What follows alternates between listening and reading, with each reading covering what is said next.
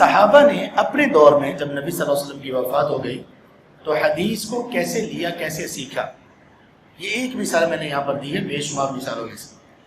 جابر بن عبداللہ رضی اللہ عنہ نے 1 مہینے کی مسافت کا سفر کیا عبداللہ بن انیس رضی اللہ عنہ کی طرف فی حدیث واحد۔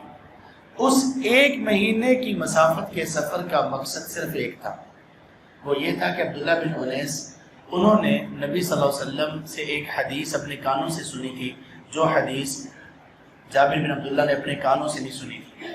تو انہوں نے یہ چاہا کہ میں رسول اللہ صلی اللہ علیہ وسلم کی حدیث ڈائریکٹ اس بندے سے سنوں جس نے خود اللہ کے رسول صلی اللہ علیہ وسلم سے اس حدیث کو سنا۔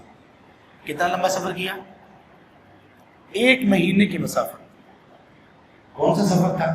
گاڑیوں پر، ایئر کنڈیشن گاڑیاں، جہاز، بسیں نہیں، پیدل یا خچروں پر، گھوڑوں، گدھوں پر، اونٹ پر یہ سفر ہوتا تھا۔ 1 مہینے کا سفر۔ یہ ہے توفیق کی بات، جو میں بار بار کہتا ہوں نا، توفیق اللہ سے مانگنی چاہیے۔ ہمیں کتنا کبھی کبھی بوجھل لگتا ہے کہ ہم کیسے کوئی چیز سیکھنے کے لیے، قرآن یا حدیث کو سیکھنے کے لیے اتنا لمبا سفر کرنا پڑے گا، اتنا لمبا۔ میں اسلام آباد کی ایک سائڈ میں رہتا ہوں، کلاس دوسری سائڈ میں ہو رہی ہے، ایسی کیا مجبوری ہے میری میں اتنا سفر کروں؟ پھر ہوتا کیا ہے، وسوسہ یہ ہوتا ہے دماغ میں، چلیں کوئی بات نہیں، آن لائن ہے نا، او ماشاء اللہ الحمدللہ آن لائن ہے، جی بالکل ہم لیں گے، ہم تو ماشاء اللہ بڑے کنیکٹڈ ہیں، آئی ٹی مین ہیں، ہم تو لے لیں گے۔ یہ پہلا وسوسہ ہے۔ سفر کرنے کے بندہ قابل ہو اور سفر نہ کرے، ہمیں گھر سے نکل کر یہ صرف کہ سفر بوجھل پڑ جاتا ہے، ہم لائیو لے لیں گے، ہم ریکارڈنگ سن لیں گے، لیکن اس کے بعد پھر کیا ہوتا ہے؟